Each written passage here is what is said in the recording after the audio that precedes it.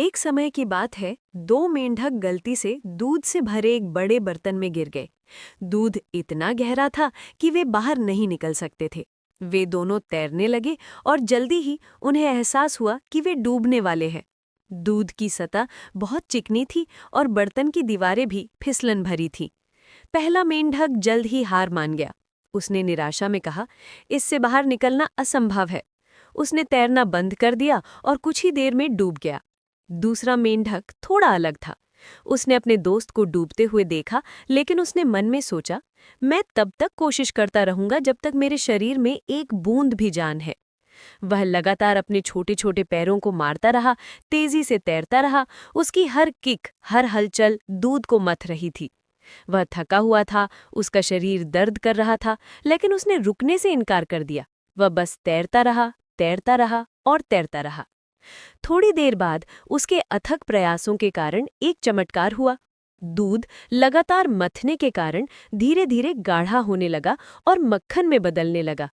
जब मक्खन का एक छोटा सा ढेर बन गया, तो दूसरा मेंढक उस पर कूदने में कामयाब रहा। उसने अपने लिए एक ठोस आधार बना लिया था।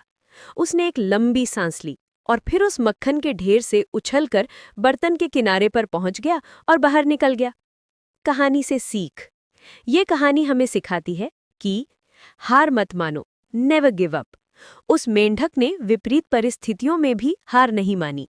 जब चीजें सबसे मुश्किल लगे तो जान लो कि तुम शायद सफलता के सबसे करीब हो। काम करते रहो, कीप वर्किंग। लगातार प्रयास, भले ही वे छोटे और व्यर्थ लगे, एक बड़ा बदलाव ला सकते हैं। आपके प्रयास ही दूध को मक्खन में बदल सकते हैं। सकारात्मकता की शक्ति, पावर ऑफ पॉजिटिव एक्शन। जब हर कोई कह रहा था कि यह असंभव है, तब भी उसने बस काम करना जारी रखा और उसके काम ने ही उसे बचा लिया। जीवन में जब आप गहरे दूध के बर्तन में फंसे हुए महसूस करें, तो बस अपने पैर मारते रहिए। आपको नहीं पता कि आपका अगला प्रयास कब उस दूध को मक्खन में बदल देगा और आपको बाहर निकलने का रास्ता दे देगा।